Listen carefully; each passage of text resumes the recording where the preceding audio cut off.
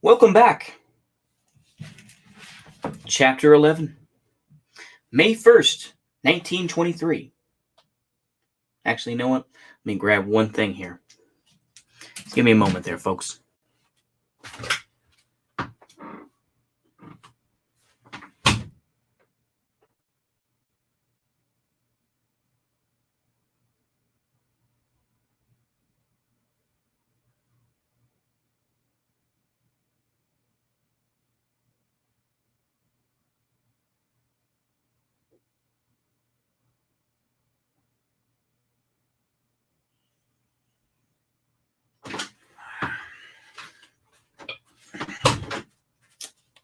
All right.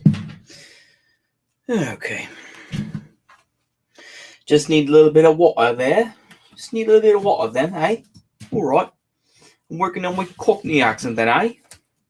It's a bit rubbish then, eh? But it's all right. Let's crack on, though I'm not going to read everything in that. I'm just... All right. May 1st, 1923. In his memorandum, cited in the preceding chapter, Hitler explained that the art of the true statesman is to discover that part of the nation which is prepared to fight body and soul for Germany, and to foment in this part that lust for battle to its highest possible degree, in the conviction that government and leadership in the state are identical with those who fight for it. That is, therefore, in a state defended by nationalists and also ruled by nationalists.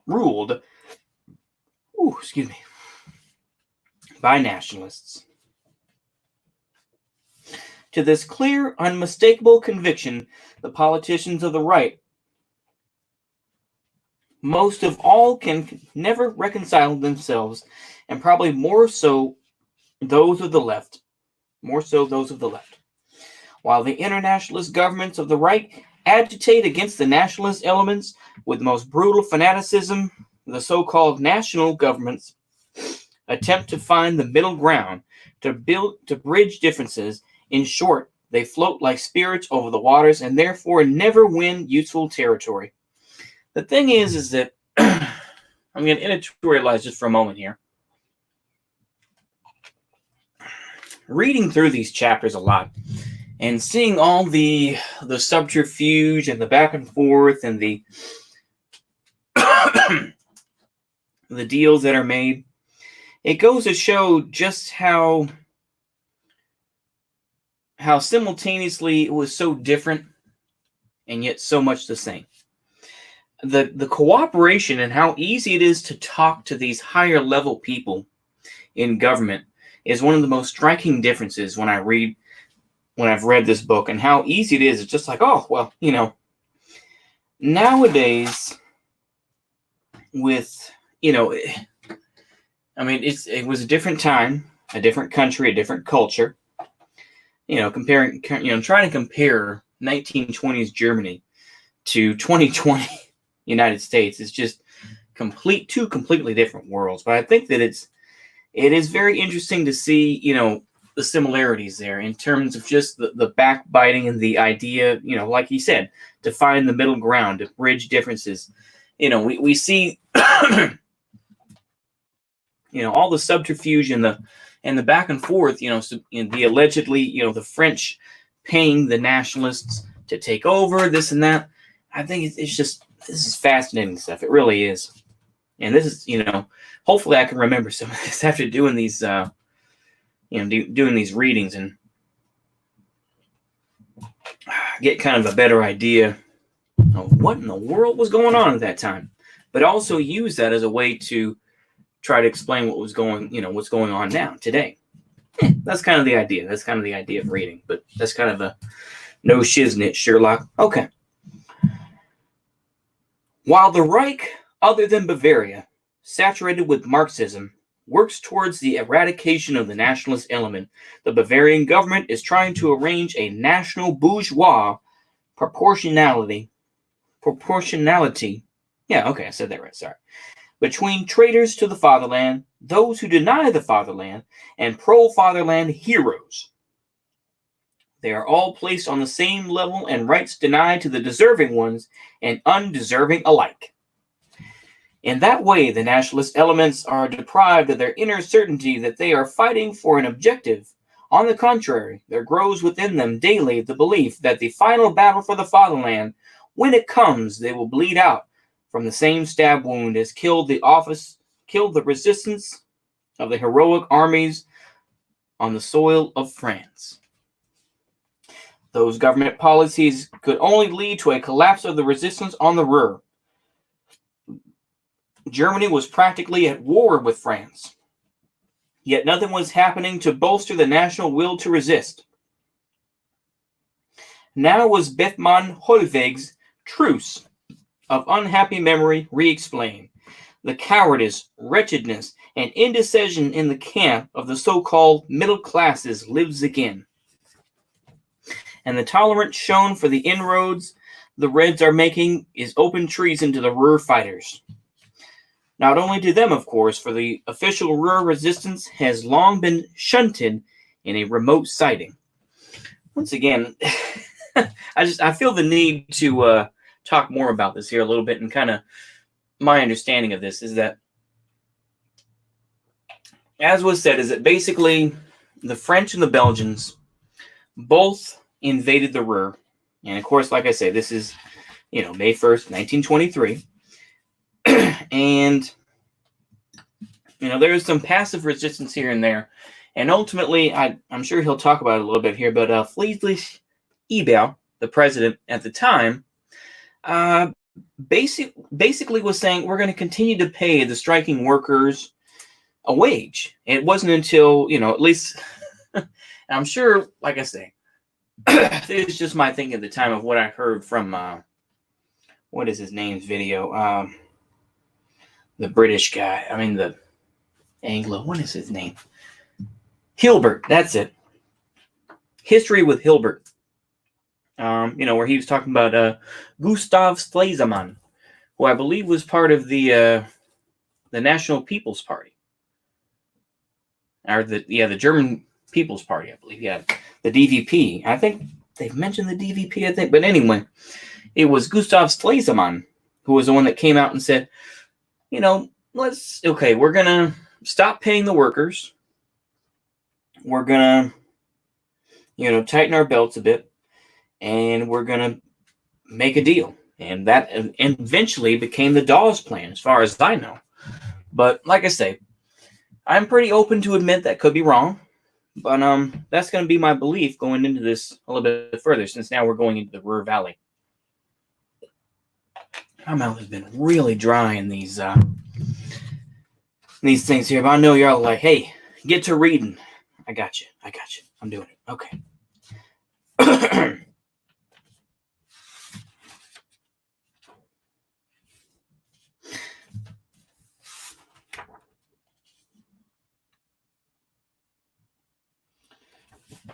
And the tolerance shown for the inroads the Reds are making is open treason to the Ruhr fighters.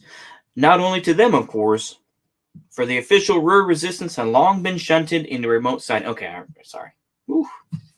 I'm going off, y'all. I'm sorry. Okay. The government and trade unions who proclaim themselves to be the vehicle of resistance limit themselves to collecting and distributing the Ruhr charity contributions made by the people as a whole. When later, probably not without justification, the operators were accused of misappropriating some of it for themselves, the unions were not very selective in the choice of destination for the money, and many well-dressed socialists will have been very satisfied with the efforts of this Ruhr charity. For the Red Party bosses, this kind of struggle was something to delight the heart, filling the coffers and demanding no sacrifice of them. These sacrifices would be made at the Ruhr front by the immature members of the pro-fatherland brigades and German workers. Social Democrats and similar-minded parties combined the good with the useful and took the opportunity once more to confirm their national stance. The height of provocation were reached by their call for major May Day celebrations with the communists throughout the entire Reich. The Reich government should have intervened against the mockery of the Front of National Unity. The non-socialist parties and the nationalist leagues and associations should have rejected it out of hand. Germany was engaged in a desperate struggle for survival, while at the same time the red flags of insurrection were being unfurled. Nothing happened to stop it. In criminal submission and with lack of character and will the nationalist middle class allowed its ears to be boxed. The National Committee at least wished to spare nationalist Bavaria this humiliation. Together with the VVV Bavaria, it handed the Bavarian government its declaration. The Policy Committee of the Kampfbund and the VVV Bavaria take the liberty of making the state government aware of the following. The Policy Committee and the VVV Bavaria have learned that the proletarian self-defense organizations, together with the socialist and communist parties, are proposing to hold their May Day celebrations with processions of armed men through the inner city in a manner which can only be interpreted as a deliberate and intentional affront to the entire civilian population. Recalling the effects of the processions and assemblies of 7 November 1918, the Policy Committee and VVV Bavaria consider the serious danger to be evident. Major change and injury may possibly result for the population which loves law and order. Until now, the state government appears to have adopted no measures for the protection of its citizens, but has even approved this provocative and dangerous demonstration which, with regard to 1 May 1919, the day when Munich was liberated from the domination of the Soviet councils, must be seen as a slap in the face for the Bavarian population. Therefore, the Policy Committee and the VVV Bavaria have resolved to prevent the public procession of the socialist and proletarian fighting groups from taking place. If the government decides to prohibit the socialist intentions as being of the nature of a challenge to fight, and this is against the national interest far and wide, it may rely upon the unconditional support of the pro-fatherland brigades. Munich, 27 April 1923. Signed, Policy Committee of the Kampfbund, VVV Bavaria. The declaration provoked a reaction by the Bavarian state authorities at the last moment. The Policy Committee expected that the government would prohibit all provocative demonstrations by declaring a state of emergency, and in this, it would be at their disposal unreservedly. There is naturally no thought of acting against the state government itself. The Bavarian government was indecisive. The objective middle-class gutter press even went through the archives to prove that the May Day processions by the Reds had been allowed during the monarchy, conveniently forgetting, of course, that this tolerance had contributed in no small way to the ultimate abolition of the monarchy. Thus, the Policy Committee decided to act independently.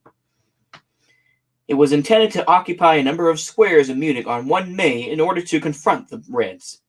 Amongst others, the Isar bridges were to be barricaded in order to prevent the Red processions from entering the city. I was later informed, since I took no part in them, that the Policy Committee conferences provided a picture of a lack of commitment and solidarity. They were all for it to start with, and then came the doubts, the lack of inner resolve and unity of individual brigades such as VV Munich and the part-time volunteer corps paralyzed the will to act of their leaders. The government and political parties used this weakness in their attempts to undermine the united response of the Kampfbund. On 30 April 1923, the situation came to a head. After the receipt of reports subsequently proved false that weapons had been issued to the Maffei workforce,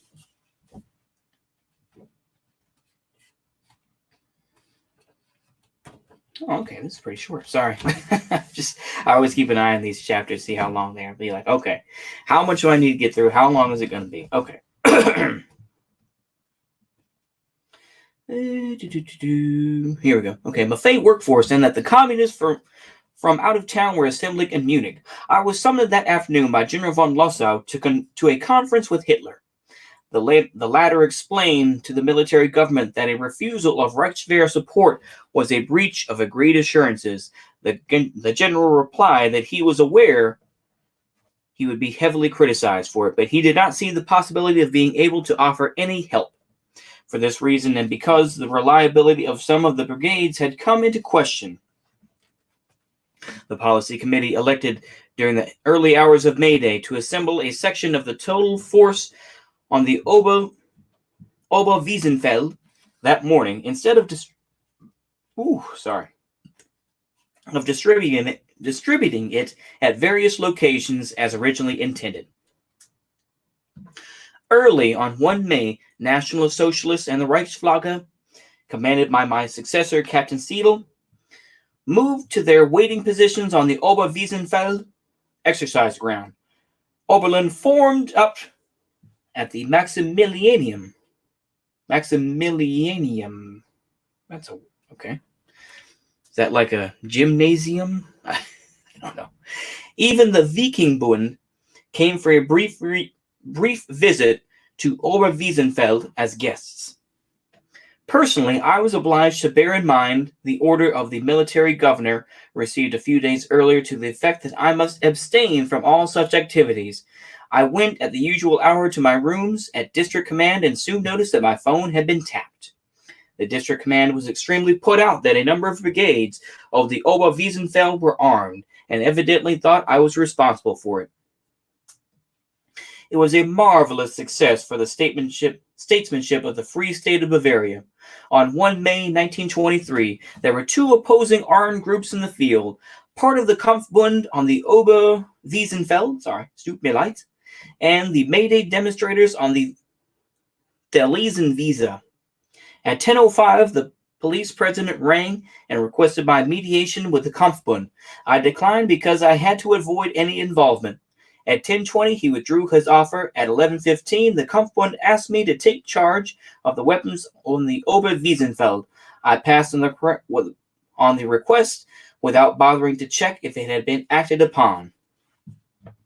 After the weapons had been collected up and put in a place of safety, the brigades moved off the Oberwiesenfeld to Leopoldstrasse and Ludwigstrasse and moved through the Victory Arch with flags flying. One thing at least had been achieved. The march of the fighting brigades took the wind out of the sails for the Reds on for the Reds' big day on 1 May. Only a small troop had obeyed the exhortations of their leaders on the Theresienwiese, but even this troop showed no enthusiasm for a fight and went forward warily. The march of the Kampfbund prevented the red flags of the Soviet councils being carried through the streets of the Bavarian capital on the 4th anniversary of these same flags being lowered by the brave Freikorps. The brigades had spared the city a disgrace. In Munich, practically the only large city of the Reich not to have a May Day parade, a circumstance had not been tolerated by our gloating enemies, would have exposed the weak and hollow pledge of the German government to fight the foreign invader in the Ruhr to the last bullet as a sham. For the policy committee itself, the action on 1 May 1923 was not a success. The preparations had been revealed an inner lack of resolve, and the day also showed that a number of brigades were going to be of only limited use in the struggle. 1 May repeated the lesson of 15 April that a plan only promises success if it can be, and is, thought through to the last detail. The Bavarian government drew the conclusion from 1 May that it need not take too seriously what the policy committee demanded or threatened, and that in time it would diminish importance. Deputy Schaffer of the BVP went further with his observation that Clemenceau would have shot these people. Naturally, he meant the Kampfbund and not the people with the red flags. Judging Clemenceau from his service during the war, I think he would have preferred the Reds against the wall. In order to make known its strength and resolve to the whole world, the government embarked upon a painstaking prosecution of the agitators of 1 May. Only the nationalists, of course, under Section 127 of the Criminal Code. This lasted for several years. From time to time, when it appeared propitious, the files were dusted off and fresh interrogations were ordered. It was eventually abandoned at the beginning of 1927, much to the regret of State Attorney Dressa, who had awarded himself the special task for this and future cases to plumb the depths of the nationalists and National Socialists. He addressed himself to the work with the greatest thoroughness and love. Even I was favored with a very detailed interrogation. In order to give the affair a worthy send-off, in the autumn of 1927, a committee of inquiry set up by the Bavarian State Parliament went over the events yet again. On 3 May 1923, in the presence of General von Epp, General von Danner, General Freiherr von Kless, Lieutenant Colonel Freiherr von Berkham, and Lieutenant Colonel Meyer, General von Lossow notified me that I was relieved of my post and appointed as a company commander in Bayreuth. I did not offer a reply when I was asked if I had anything to say. Since I had been condemned without a hearing, I was too proud to justify myself. That day I asked to resign my commission. On 4 May, General von Lossow granted me leave pending the decision on my application. Lieutenant Colonel Meyer took over my post at District Command. I was now separated from the work I built up over 4 years of responsible activity and self-negation. As in war, so in life. You are surrounded everywhere and at all times by your enemy. You have a life and death struggle with them, and you came away unscathed, and then suddenly a stray round comes your way and flattens you. The effect of my colleagues was extraordinary. All officers presented Lieutenant Colonel Meyer with a request to be relieved of duty. As regards the officers' simultaneous notices to quit, Captain Seidel stated in a letter explaining his step to the District Command Chief of Staff, which have surprised even myself in their resolve. In order to avoid any misunderstanding, I request to be allowed the state to expressly that neither Captain Rohm nor I have exercised the least influence. So far as I know, there has been no assembly debate or general discussion by officers about it. I can only explain that this agreement by the personal relationship of confidence which they all have in Captain Rohm, in effect, they all have the same reasons I do. I took my leave of my loyal colleagues over the next few days, releasing them from any pledges of loyalty they had made to me and transferring my work to the jurisdiction of the new chief. Most of the officers rejected this. On 10 May 1923, I handed to General von Danner, military governor of Munich City, a detailed complaint against General von Lossow. Danner replied with a dignified, conciliatory explanation to which I responded in kind. After some introductory words and a description of my career, I wrote, I have never been lost from sight the clear, straight line which I set myself to follow, and I shall never do so. The revolution and the time of appeasement have taught me, and I knew it from the beginning.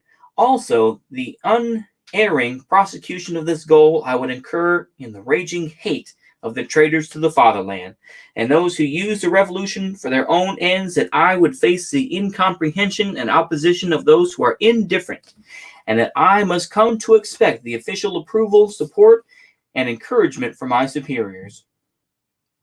Only then would I be able, and that is my experience from the war, to count on the proven corps of reliable colleagues loyal to me to death, who would merge their fate with mine and trusted me blindly even if I once swerved from my straight line. I have not been disappointed in my assumption. I have been furiously attacked openly and from cover, and I have taken responsibility for everything upon myself alone.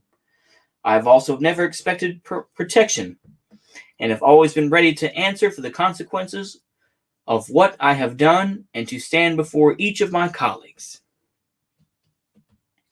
I then touched upon my successes of my work and my cooperation with the Kampfbund and concluded, I must guarantee with my whole person that the assurances I have given will be fulfilled. Oh, Lord have mercy. Okay. Let me come back here, folks. Hold on.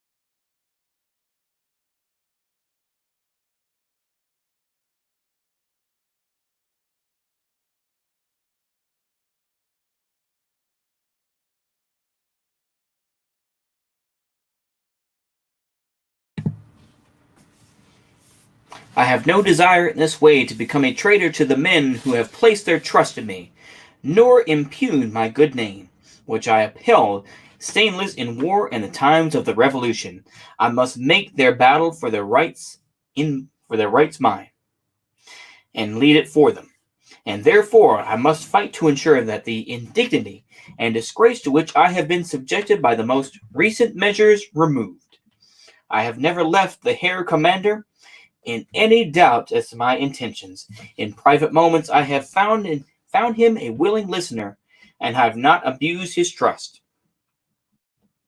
Outsiders will not see it that way. They will only be able to account for the sudden withdrawal of this trust by thinking it must have been abused.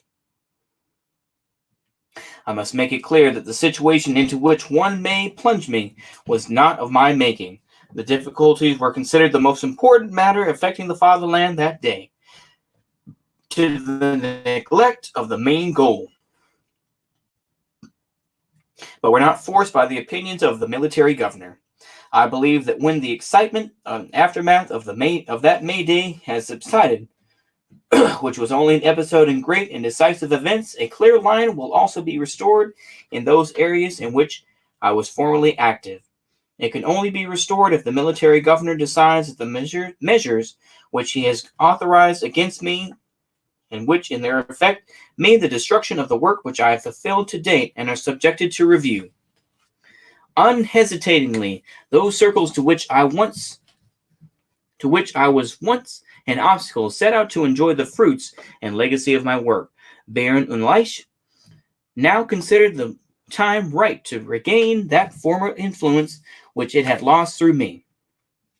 On the other hand, noble friends within and outside the Reichswehr attempted to mediate.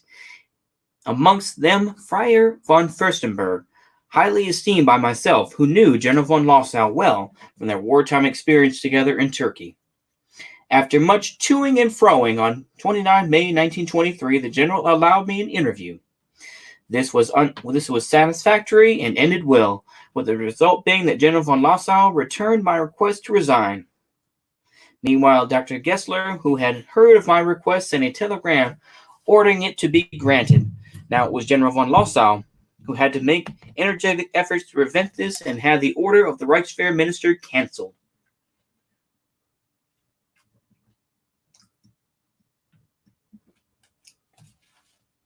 The events of the precious few weeks had affected my health, and I requested 4 weeks sick leave to take the waters in the military convalescent home at Bad Reichenhall. General von Lossow arranged it at once for me, and for mid-June, for a month, with excellent lodging and care, I recovered under the comradely medical supervision of Dr. Staudinger. In order not to lose the thread of my story, I shall mention here my later military career. Upon my departure from the Reichswehr, I had requested of General von Lossow that I be transferred temporarily to the artillery and cavalry to expand my practical military knowledge, and my wish was granted most benevolently. On 15 August 1923, I arrived at the military training depot at Grafenwohr and joined the 7th Artillery Regiment. I have a vivid memory of the pay I received as inflation galloped ahead at a fantastic speed. Perhaps it is not without interest to recall the monstrous sum paid out, which highlights more than anything else our plight at that time and the side to disaster of the German currency. On 1 September, I received 4.9 million marks. On 5 September, 6 million. And on 8 September, 150 million marks. A little bit more editorializing here. This was very common in Weimar Germany. I think that the the 5 or 6 people that are going to hear this know about the stories, but you would have wheelbarrows literally full of cash just to get a loaf of bread. The Weimar era was very, very tough. It reminds people of the later years of Robert Mugabe in Zimbabwe. they would make these.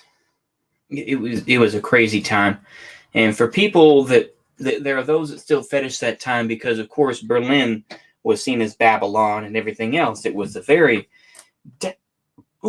decadent place. So, just a little bit of editorial line. Sorry. Ooh. Ate too much. Ate too much dinner. Ooh. Okay. We're gonna drive on with the mission. Okay. On 12 September, I was attached to the 6th Squadron, 17th Cavalry Regiment, under Cavalry Captain Freiherr von Spiedel, and took part in maneuvers near Grafenwohl with this squadron. Occasionally as its commander. I have particularly fond memories of those days. I felt free and content to be just a soldier again and to forget everything else. Many critics, who mostly have no calling to the military, harangue the Reichswehr soldier for remaining in the army of the Republic under these circumstances. I have always understood why so many officers of character, despite the worst humiliation and disappointment, could not make the decision to leave the service. Army service is the finest calling and will always be so. And it is inexpressibly difficult for the man born and raised as a soldier to renounce his vocation. On 19 September 1923, I returned from maneuvers to Munich, eager to know where General von Lossau's order would take me next. After a conversation during the maneuvers, the general had awakened in me joyful hopes. I was for more of it, body and soul. Why should I therefore renew my request to resign my commission on 26 September can only be understood within the political events in the summer of that year. As the swan song to my activity at District Command, which I concluded on 1 May, I provide some extracts from a magazine, Good Friends, from Munich, whom I was later able to identify my great satisfaction had sent the magazine to Berlin to get me the boot. The humor, quite unintentional, allows me to look upon the material with a kindlier eye than would otherwise have been the case. I cannot quote all of it, and particularly not some attractive bits, for those legal reasons I have alluded to earlier. The very honorable lady author wrote,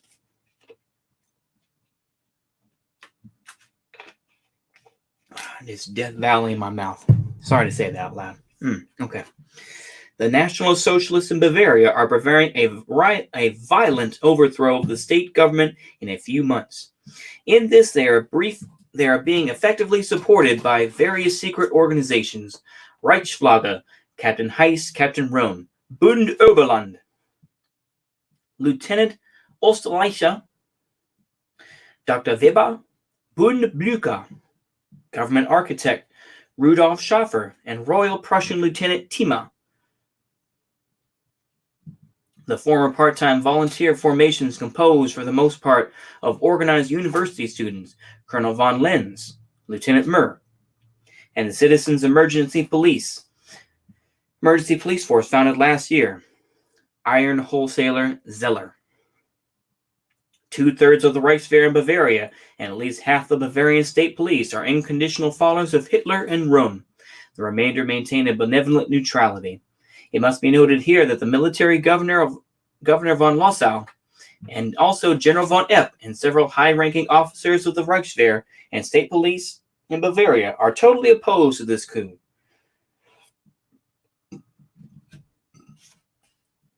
This kind of passive resistance can be very dangerous for these men, in my opinion.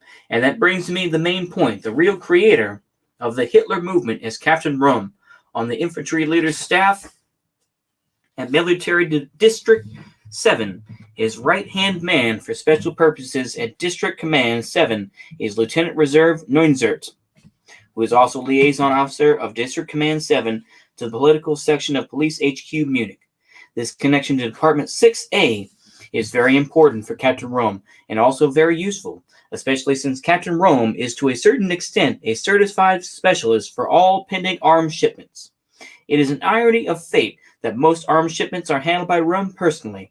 Moreover, the head of Section 6A, that is that is the political police at Munich Police Headquarters, governmental advisor Dr. Bernreuther, himself a National Socialist, is naturally happy to go along with his friend Rohm, regardless in all these questions.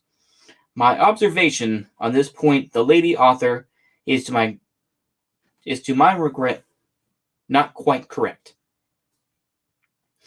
Besides General Ludendorff, who was within this movement the greatest possible support, and the very well-known old gasbag Dietrich Eckart, regular guest incidentally at the Fledermaus bar in Munich.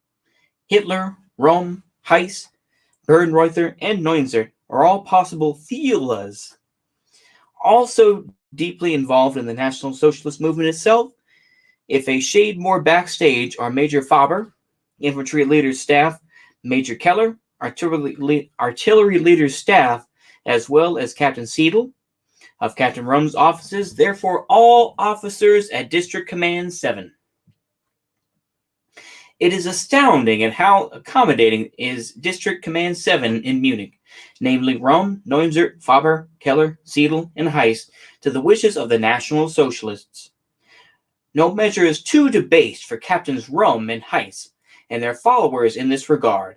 In the Hitler movement, they speak quite openly of Master of Ordnance Rohm, while in order to satisfy their wishes in the meantime, leading positions in the coming government of the 100 days envisaged for Faber, Keller, Heyss, Seidel, Neunzer, Dr. Bernreuther, and senior governmental officer Obermeier of Section 6A Police Headquarters.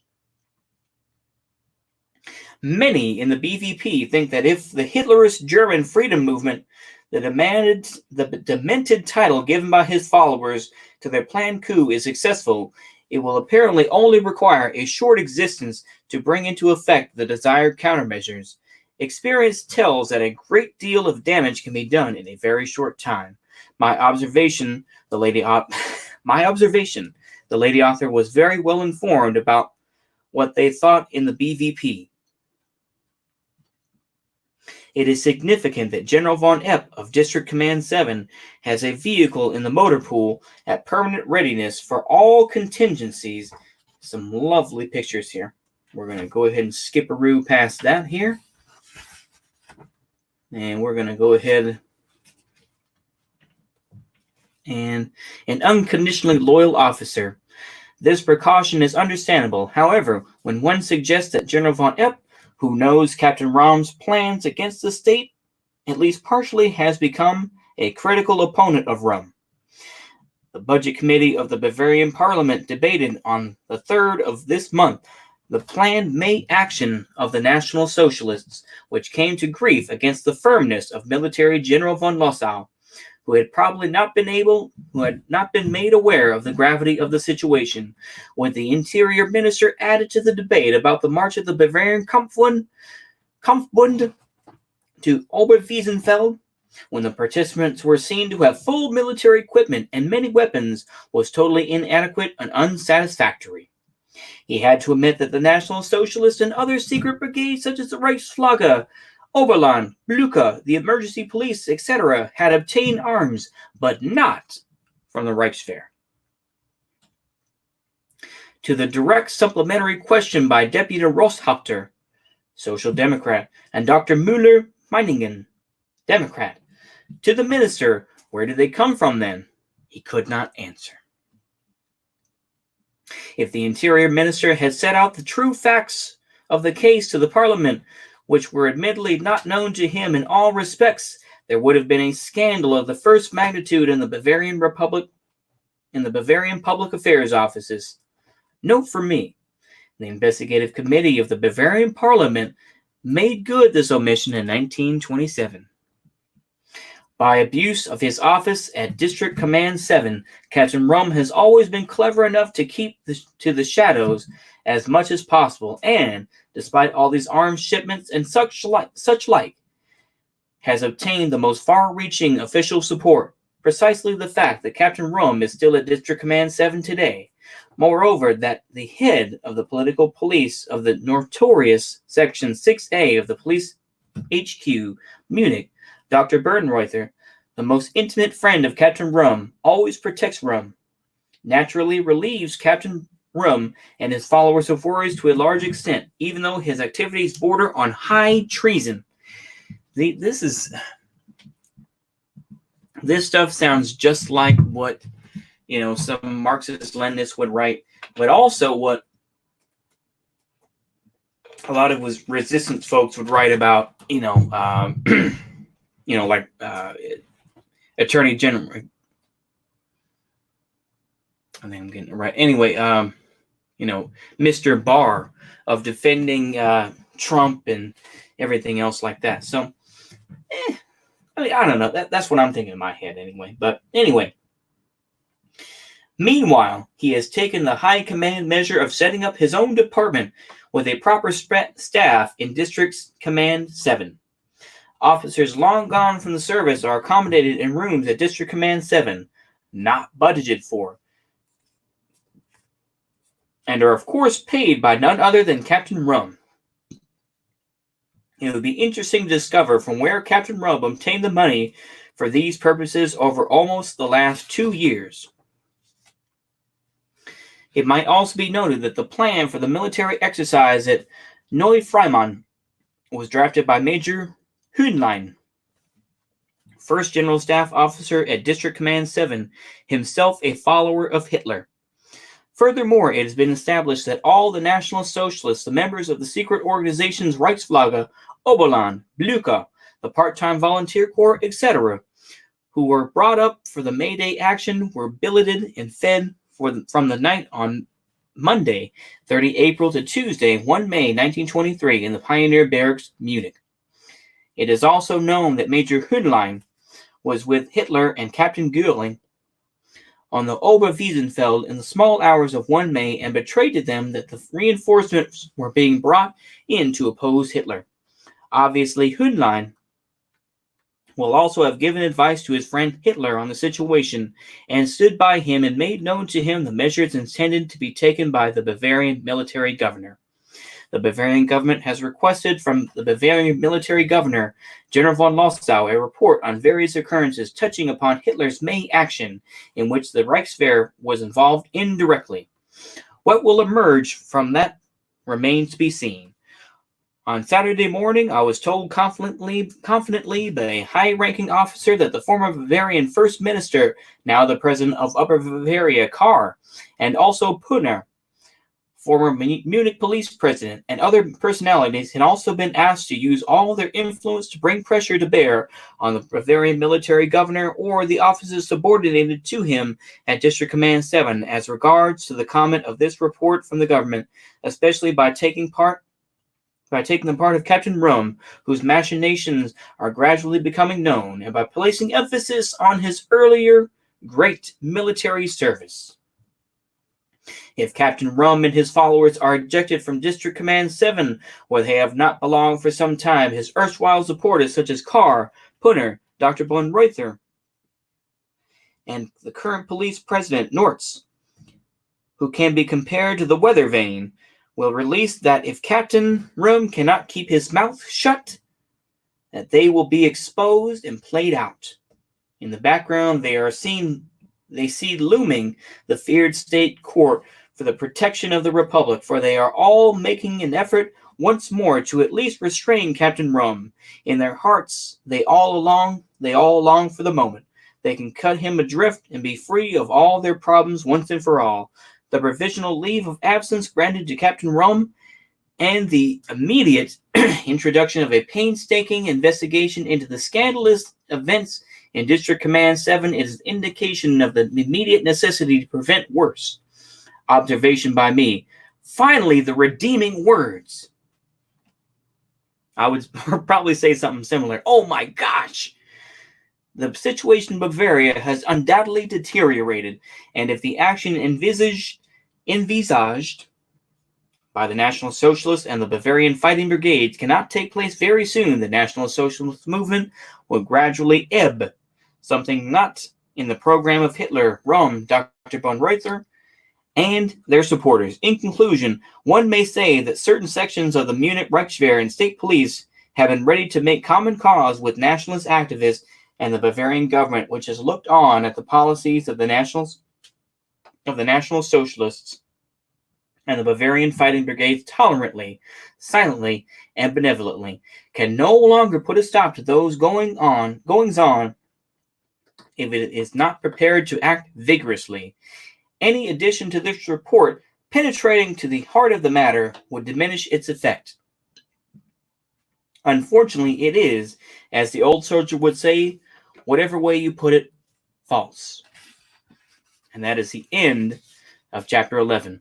Chapter 12 is going to be the German Fighting Federation. Now, what I will say about that last little bit there reminds me so much of what Antifa tries to do, and tries to say that the Proud Boys are connected with the cops and everything else, and collects information on these various folks. Now, the difference is that a lot of those folks, at least in Rome's time, were legitimate veterans in the war, in the First World War, and actually fought. Most of the folks today of the right are just LARPers. And, there are some veterans here and there, don't get me wrong. There are some here and there, but maybe it's not quite the same type of thing. And also I would bring up, of course, how Antifa doxes people and everything else. I imagine that these folks would do just as bad as the folks at the time would do, So, anywho, I think it's interesting nonetheless. I'm kind of providing a little bit of commentary, but as I said, the German Fighting Federation, we're going to be talking about tomorrow. And, we're going to go from there. And see you later, folks.